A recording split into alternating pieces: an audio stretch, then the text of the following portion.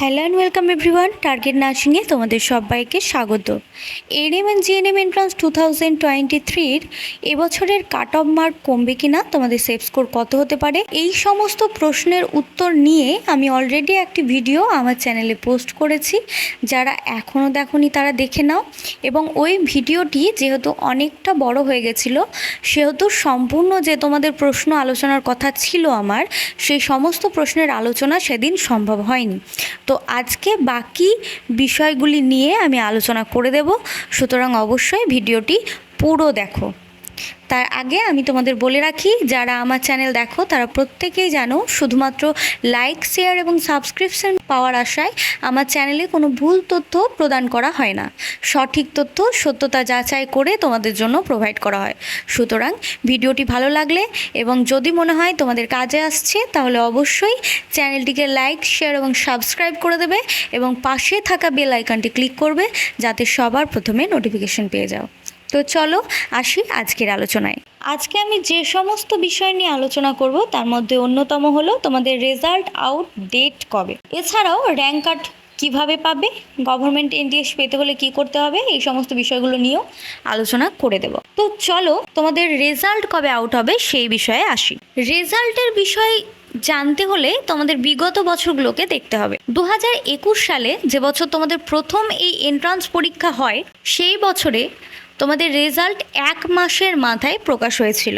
এই যে তোমাদের ওয়েস্ট বেঙ্গল জিবের তরফ থেকে জয়েন্ট এন্ট্রান্স পরীক্ষাটি নেওয়া হয় এএনএম এবং জিএনএম এর, এই পরীক্ষাটি কোনো চাকরির পরীক্ষা নয়। এর ফলে তোমরা নার্সিংয়ে ভর্তির সুযোগ পাও এবং ভর্তি হওয়ার পরে তোমাদের এএনএম এবং জিএনএম এর নির্দিষ্ট সময়ের যে কোর্সটি, ওটি কমপ্লিট হওয়ার পর তারপরে তোমাদের চাকরির ব্যাপার আসে। তো এই যে এই কোর্সটি ভর্তির একটা নির্দিষ্ট সময় থাকে, তোমরা গ্র্যাজুয়েশন বলো, এইচএস বলো, মাধ্যমিক বলো, প্রত্যেকটা ক্লাসে যেমন ভর্তির একটা নির্দিষ্ট সেশন থাকে বা নির্দিষ্ট সময় থাকে, এরও তার ব্যতিক্রম নয়। একটি নির্দিষ্ট সময়ে এই অ্যাডমিশন করাতে হয়। সুতরাং তোমাদের যে রেজাল্ট, সেই রেজাল্ট ফেলে রাখলে চলবে না, রেজাল্ট খুব তাড়াতাড়ি বার করতে হবে। তো যেটা বলছিলাম, 2021 সালে তোমাদের 1 মাসের মাথাতেই রেজাল্ট আউট হয়ে গেছিল এবং 22 সালে সেটি মোটামুটি 1.5 মাস মতো সময় লেগেছে।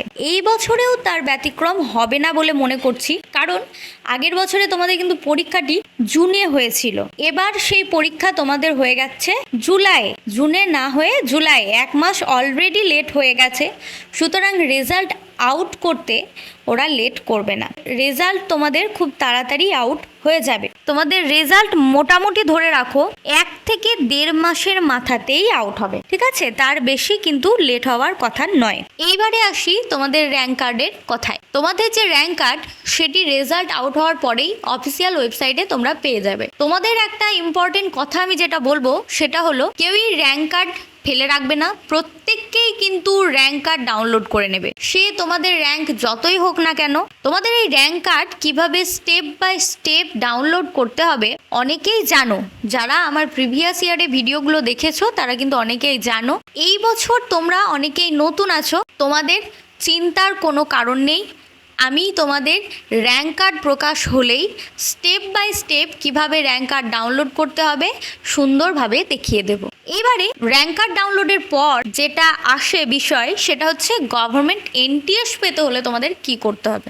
দেখো, তোমাদের যে সরকারি কলেজ, এর কিন্তু প্রত্যেক বছর কিছু না কিছু পরিবর্তন হতেই থাকে। কখনো দেখা যায় কলেজ বেশি থাকে, কখনো দেখা যায় যে কলেজ 2-1টা কমিয়ে দেওয়া হয়, এবং যেহেতু কলেজ কমিয়ে দেয় সেহেতু সিটও অনেকটাই কমে যায়। সিট এবং কলেজের পরিবর্তন হতেই থাকে প্রত্যেক বছর। তো র্যাঙ্ক কার্ড প্রকাশের পর তোমাদের রেজিস্ট্রেশনের একটা ডেট দেওয়া হবে, যখন দেবে আমি তোমাদের জানিয়ে দেব। তারপর তোমরা সেখানে রেজিস্ট্রেশন করিয়ে যে সরকারি কলেজগুলো আছে, সেই কলেজে প্রথমে চয়েস ফিলিং করতে হবে। এখন আমি এই বিষয়গুলি বলতে গেলে তোমাদের মাথার একদম উপর দিয়ে যাবে, হাতে কলমে তোমাদের যদি না বোঝায় তাহলে হয়তো তোমরা বুঝতে পারবে না। তো তোমাদের চিন্তার কোনো কারণ নেই, আমি তোমাদের সমস্ত জিনিস স্টেপ বাই স্টেপ একদম পরিষ্কারভাবে বুঝিয়ে দেব, ভয় তোমরা একদমই পাবে না। যাদের র্যাঙ্ক ভালো হবে তারা অবশ্যই সরকারি কলেজে চান্স পেয়ে যাবে। র্যাঙ্ক যাদের দূরে থাকবে তাদের জন্য এটা একটু চিন্তারই বিষয়, কারণ দিন দিন কম্পিটিশন কিন্তু বাড়ছে। প্রথম বছরে অনেক দূরে র্যাঙ্কের, দূর বলতে শুধুমাত্র 10 বা 15,000 র্যাঙ্কের কথা আমি এখানে বলছি না, 40-45,000 র্যাঙ্ক করেছে এমন স্টুডেন্টও কিন্তু সরকারি কলেজে চান্স পেয়ে গেছে। সেক্ষেত্রে বেশ কিছু কারণ ছিল। প্রথমত, সে বছরই প্রথম এই এন্ট্রান্স নেওয়া হয়েছে। দ্বিতীয়ত, সকলে কিন্তু এর নিয়ম সম্পর্কে অবগত ছিল না, যে কিভাবে পুরো প্রসেসটা হবে এটা প্রত্যেকের জানা ছিল না। সুতরাং ভালো র্যাঙ্ক করেও অনেক ভালো ভালো স্টুডেন্ট এই প্রসেসটা না জানার কারণে এবং রেজিস্ট্রেশন, চয়েস ফিলিং এই প্রক্রিয়াগুলোতে অংশগ্রহণ না করার কারণে তারা সুযোগ থেকে কিন্তু বঞ্চিত হয়ে গেছে।